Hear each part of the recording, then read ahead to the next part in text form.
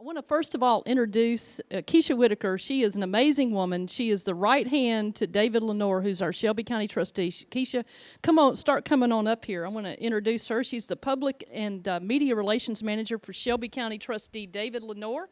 And in her role, Keisha oversees all the internal and external communications, media relations, social media, event coordination, provides support, and I'm trying to catch up with my phone here.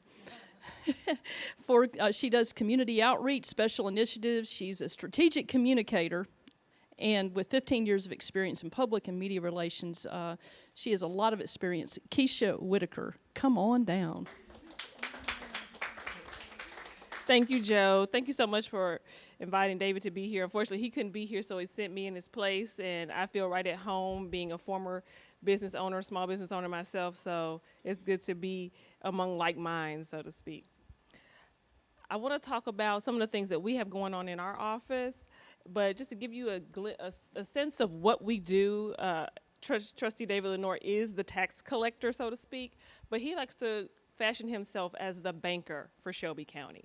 So his main role is to bill and collect taxes, property tax, sales tax, personalty taxes. I know you're familiar with those. And we take those, and of course they make up our budget, which is about $1 million, but over $1 billion budget for Shelby County. His main goal is to make sure the financial health of our county is stable, and it is. And I think that he has taken the role to another level. He's really transformed what it means to be a banker for a government body. So I brought along a few brochures that talk about some of the things that we do. The first one is our taxpayer benefits brochure. I'll briefly go over that because this is just something that we offer to our taxpayers, particularly our elderly, low-income senior citizens who may have a hard time paying their taxes. So a lot of the information is in here, is income-based, but I think that you know someone, whether it's in your church or your mother, father, someone who may be in need of these services. So these are available to you. The other one that we have that is Trustee Lenore is big on financial literacy. And one of the things that he does is Bank on Memphis. This is a part of the city of Memphis. This program helps put low-cost and no-cost checking and savings accounts in the hands of people who've been bounced out of the banking system or who are looking to get more opportunities and get a foothold into traditional mainstream banking. A lot of people rely on check cashers and payday lenders and things of that nature. And so we're trying to educate those customers away. They spend about $1,200 a year in fees. So you're spending money to get your money. And so that is also another driver of poverty in our community. So we're really trying to address that through Bank on Memphis. We have an app. We realize that a lot of people may not have internet access in their homes, but they have a smartphone. And so we have created financial education, financial literacy videos that they can watch, get certified, and go into any of our banking partners that are in the brochure and sign up for low-cost checking. Well, not no-cost, low-cost checking and savings. Nothing's free, right? So we want to really encourage people to get more involved in that. Under the Bank on Memphis umbrella, we're also working with our youth.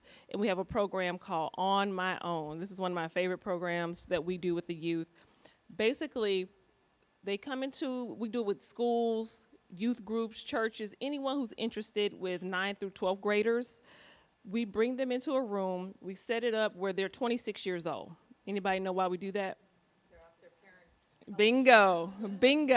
So they get a job. They may make $2,000 a month or whatever. They may have a life scenario. They may be married. They may be single. They may be divorced. They may have kids. They may pay child support. All the real life stuff that we have, right?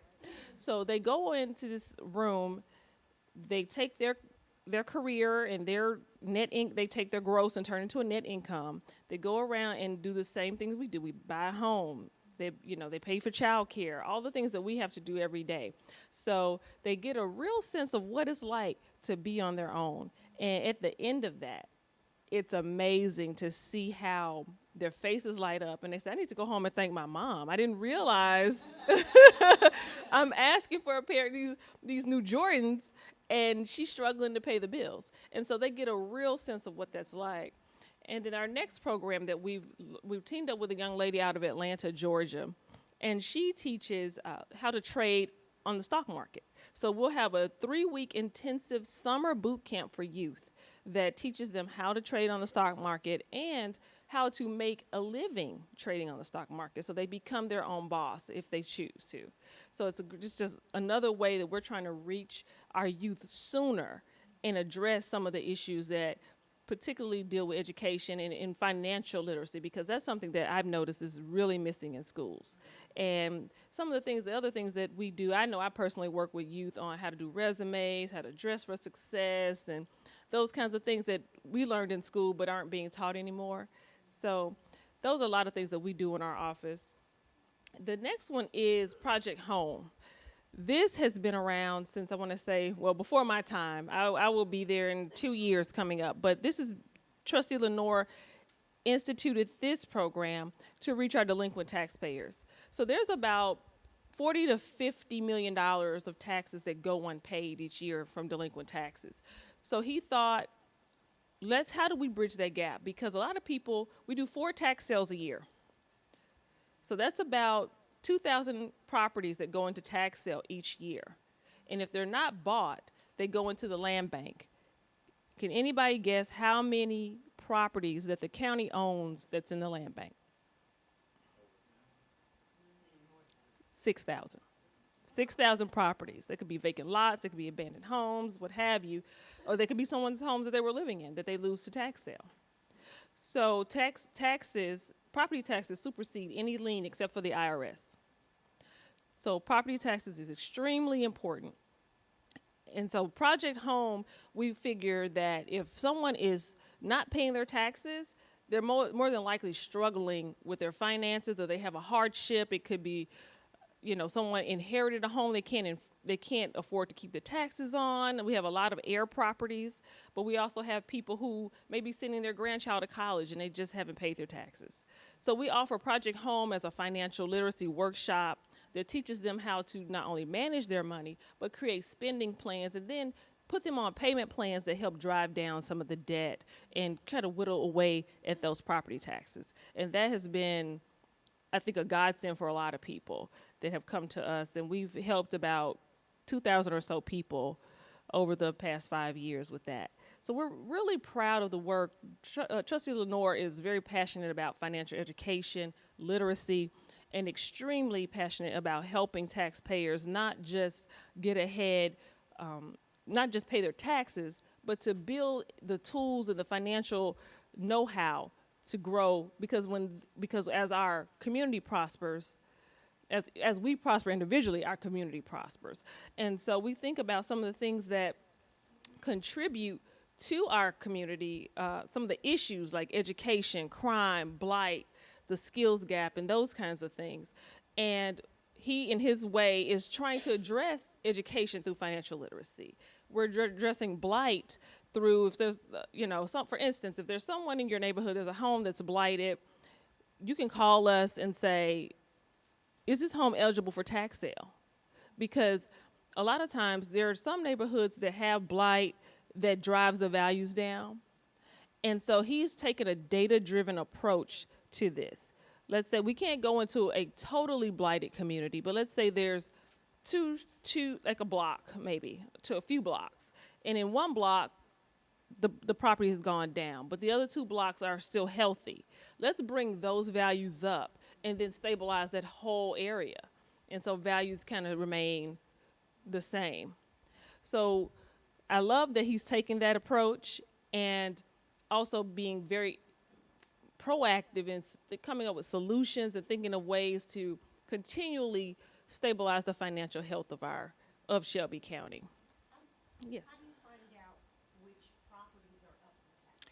If you go on our website, shelbycountytrustee.com, a lot of times you can look up a property by address, and it'll tell you how much is owed on that property, and it will flag it and say it's in tax sale. But a lot of times there are properties that you can call and just say, hey, is this property eligible for tax sale, or ask for it to be put in tax sale.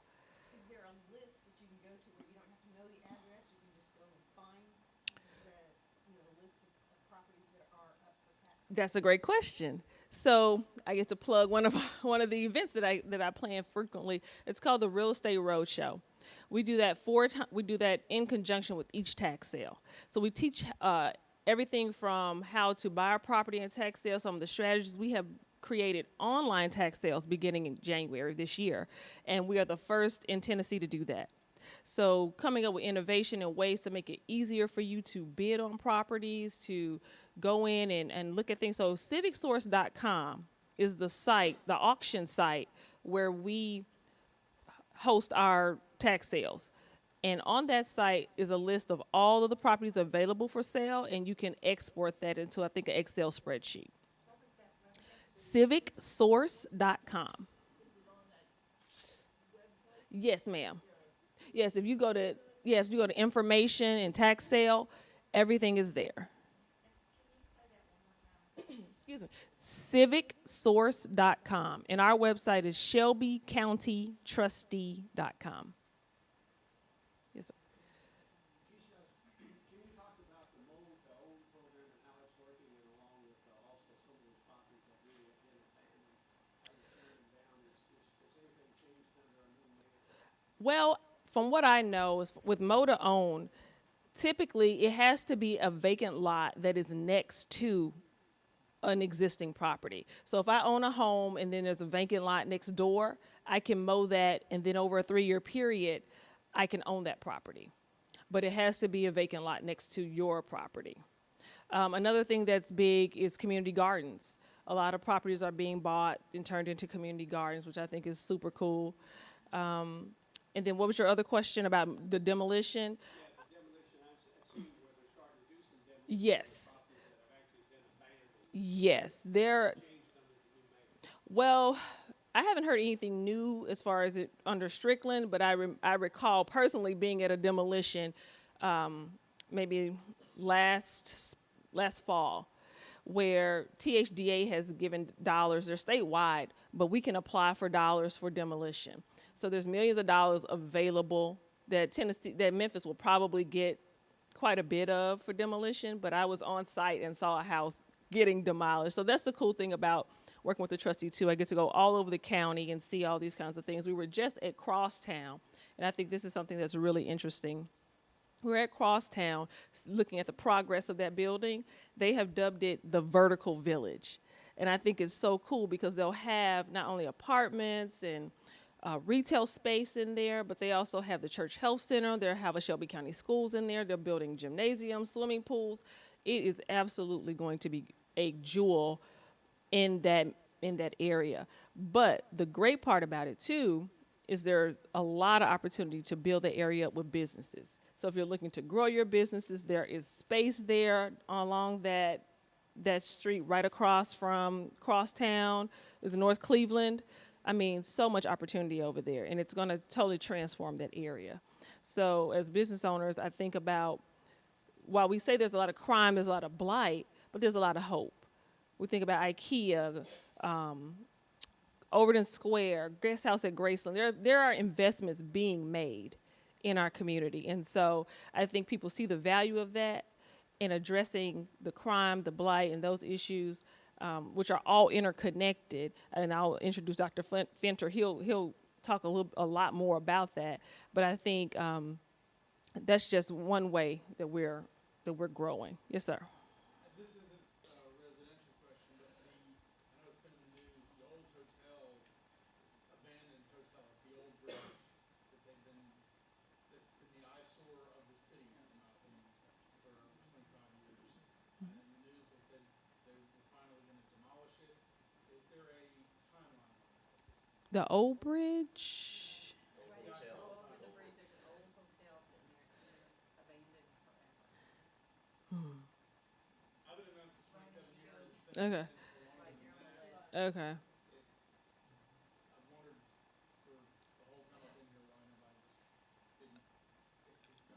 there's there's another. I don't know the story on this property in particular, but I know stories of properties like this where people may, out of town investors may own it. The taxes are up to date on it, and there's nothing you can do about it because they pay the taxes on it.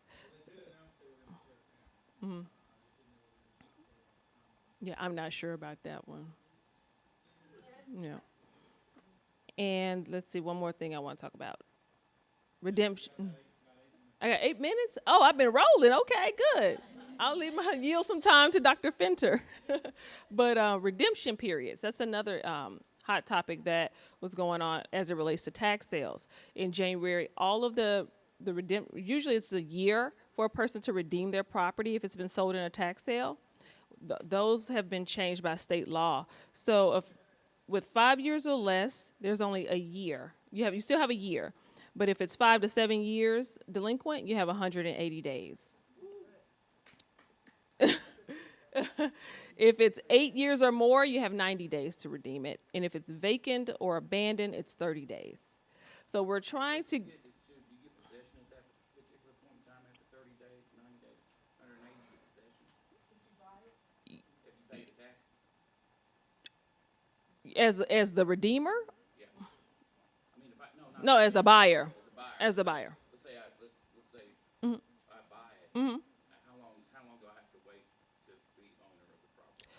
That's usually goes through the chancery court process, so it's probably about 30 days or so before. Yeah.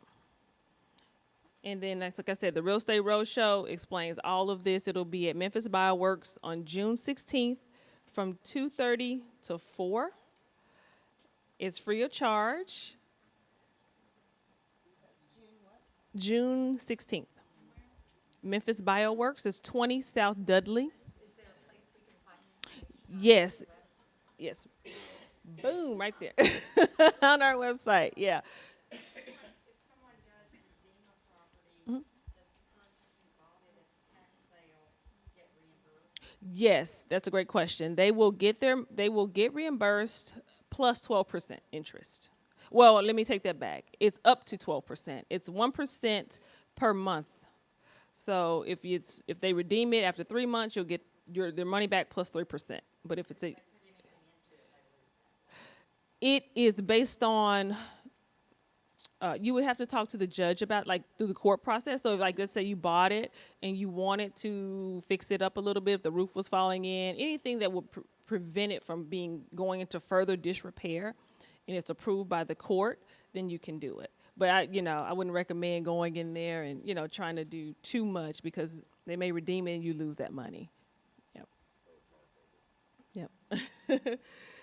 But let me introduce Dr. Glenn Fenter. I just met him today. I've heard wonderful things about him.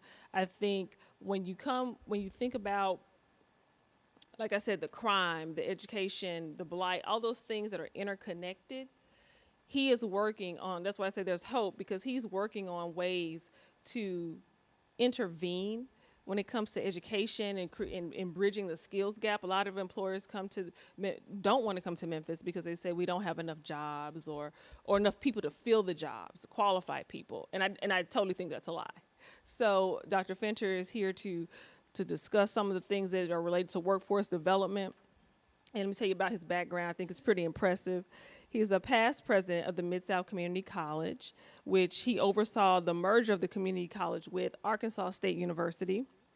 He's been recognized for developing regional approaches to meeting current and future educational training requirements. And I thought this was pretty cool. He is the 2015 Person of the Year, named by Southern Business and Development, and shares the honor with South Carolina Governor Nikki Haley for outstanding achievement for economic development in a region. And I'd like to welcome Dr. Glenn Fenter, president of the Greater Memphis Alliance for Competitive Workforce.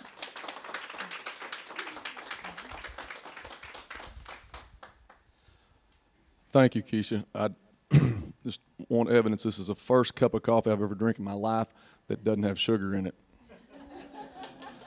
So you have a very powerful message. I was trying to think about how I could describe this activity, because you've got a very unique group and certainly a very unique spirit going on with your group. Some mixture of a Chamber of Commerce, the Gong Show. Yeah. Maybe with a little Alcoholic Anonymous thrown in. Just, everybody's purging themselves this morning. But the messages are great, and I congratulate you for spending this time together. I can see where this would be energizing and very helpful. I'm not sure how I'm going to do this. Joe, can you? Thank you. I'm about as technologically advanced as a bowling ball. Let me tell you a little bit about, or some disclaimers before we start. I was raised in a family of educators. My father was a small town school superintendent for like 100 years. My mother was a secretary of the elementary school. I grew up in a little house on the high school campus. I've been in education all of my life. I started out as a coach. Wanted to do that forever, but realized that they didn't pay very well. And then it got into educational administration. I've been an assistant principal, a principal, and in 1992 had the really God-given opportunity to start a community college from scratch. And we did that in eastern Arkansas, and I spent 20-some-odd years working there. Very quickly, this presentation usually lasts 3.5 to 4 hours, so I'll shrink it down as fast as I can. What is the GMACW besides being a terrible name? We are the Greater Memphis Alliance for a Competitive Workforce. And it has been started by a group of leaders in the community that recognize the inextricable link between education and economic development. You all want to have great jobs in your communities, right? Amen? Yeah, amen. Okay. Now, never before in the history of this country, and certainly in your lives, has education been more important to having those great jobs. And I'm going to show you some things that are really a little bit out of whack with how we educate folks, that with just a few tweaks can be made a very important model for growing your economic development wishes. And that's okay. So I'm an educator. Been doing it forever. Come from a long line of educators. So when I talk to you today about what's broken about education, it is not educators. It's not those folks that are working hard every day in your classrooms, in your schools, doing the very best that they can. There is a reason why teacher retirements are at an all-time high, because our educational systems have been hijacked. They have been taken over by people who have good intentions, but obviously not a lot of sense. And at the end of the day, it is important that you understand how significant the educational system, even in your community, is to growing your community, and that if you want that education system to produce the results that you need to grow, then you're going to have to stay involved and stay engaged. If you don't do that, you will find that it, on its own, is probably taking your young people to some places you really don't want them to be. I had the occasion to speak to, I think, actually a meeting in Collierville about a month ago. I asked one of the school board members, how much of what happens in your schools every day do you actually feel like you've got any input into? And he said it was less than 10%. Okay? Because it's all mandated now, primarily from federal and state levels.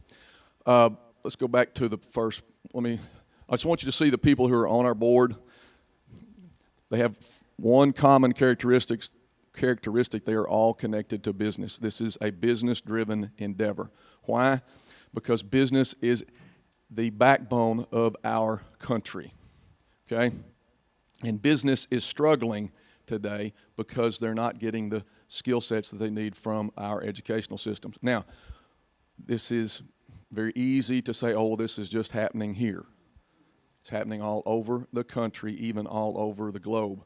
I use this story as an example almost every time I give this little speech. A couple of years ago, I had a chance to spend some quality time with a senior official. A senior official from one of our country's largest automobile companies, and he just flew in from Japan that day. He said the biggest issue we have in Japan is we can't build things there anymore because we can't afford it, because we can't find people who want to work, and that's in Japan. The greatest technical education model on the planet, and a culture based on one's self-worth being directly related to one's connection and ability to help others. So these are the folks that are on our board. We have 5 major areas of focus. One is short-term, trying to fix as much of the problem as we can now. The second one is to understand exactly what sort of situation we're in our region, primarily in a huge survey that we're about to release that talks about why people are working, why they're not working, where are the skill deficits, what do we need to do to change to grow our region. The third one, and this is the most important, how do we change the pipeline? How do we change what we're doing in K-12 to be able to make certain that what we're doing with that concept is actually connected to business and industry and not to some foreign concept that's no longer valid. 4, create enthusiasm for the great jobs that are here. You'd be amazed at how many jobs are open every day in this region that nobody knows about. And this is one of those things that we'll talk to you about later. But how many of you got a cell phone in your pocket, in your purse? Okay. This is the greatest communication device ever invented. We're about to launch the first of its kind program where actually jobs and the requirements to get those jobs and the opportunity to get the training to get those jobs is going to be pumped into your cell phone, to your student's cell phone every day, not waiting for somebody to come to a website, but pushing it out very strategically to people to help them understand the great jobs that exist here. And then our last one is we always got to be raising more money. Okay. We're going to just click through all this. Let's keep rolling. Here's the most important thing you need to understand out of this. We have the capacity today to change the thought process in education. In my day, if you were in high school and you decided that you liked to do welding, or you were into diesel technology, or you wanted to be an IT professional, you had to make a choice that took you to a place that might not have offered all of the career opportunities that you really wanted long term. We started thinking that we had to shove everybody in the 70s into a 4-year degree track, and what we've discovered is that, quite frankly, we have saturated the market. We have reduced the connectivity between most baccalaureate degrees and the workplace, and today we know, more importantly, that 2/3 of the jobs that are available in the workplace are jobs that require something more than high school, but something less than a 4-year degree. Yet we're educating folks in a model, particularly in the K-12 arena, that says we're preparing you to go get prepared to do something else, okay? So we are not changing how we think about the K-12 experience to match the needs of the workplace. How many folks do you know wandering around that have been out of college a couple, 3 years, they've got a degree, they owe somebody $100,000 in debt, and they can't find a job, okay? That's no way to run an army. That's no way to run our country, and certainly no way to grow our business. So the model we have at the moment that we're developing is one that merges traditional K through 12 and post-secondary education. We have concepts in place that allow students to earn college credits while they're still in high school, both in the general education arena and in the technical world. It's not uncommon for us to have students come out of high school with a NATEF certification in diesel technology, an AWS certification in welding, and go straight to work. That does not mean they have to stay in that job. It just means they have that option. If we don't change the model, they have no option coming out of high school. There are no jobs. So the only thing they can do is try to figure out how to get other layers of education that are more expensive and certainly much more intense in terms of the resources they require. The number one reason that people don't finish an educational pursuit is not that they're not smart enough. It's simply that they run out of money. And particularly for poor people, it is essential that we change the model, because primarily students coming out of high school that are coming from impoverished backgrounds are statistically predisposed to be put in a position where ultimately they are tax consumers. Our country is based on a model of having tax producers, yet our educational models aren't moving in that direction. They're in fact helping create more difficulty for people down the road because we've lost that connectivity to jobs. So, very quickly, I will tell you that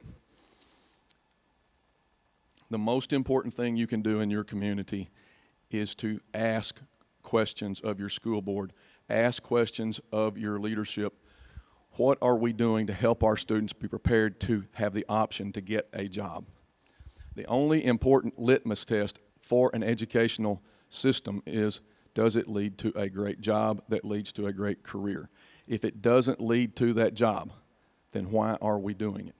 There's lots of reasons to go out and have things that we want to learn because they are enjoyable to us. What we have a responsibility to do in this country is prepare people to reach some level of success.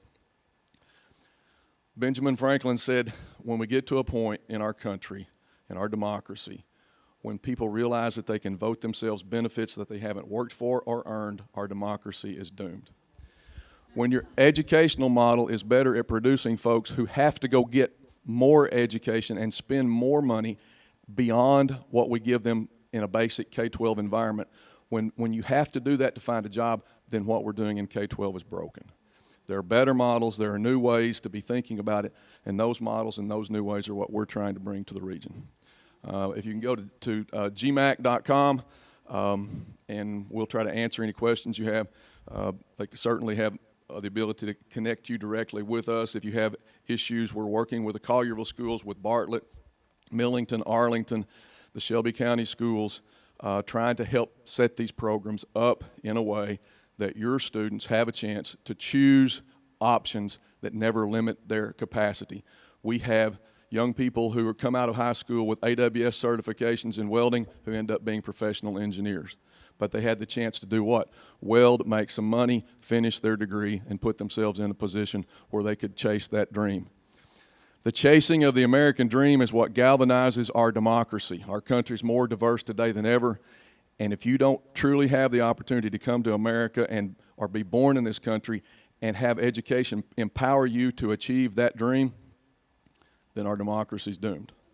So in our case, we've got to change our educational model so we can change our economy. And our economy, it drives a capitalistic environment. That capitalistic environment is what sustains your democracy. So if you want to fix your democracy and sustain it, help us morph, alter, improve our educational models. Thank you.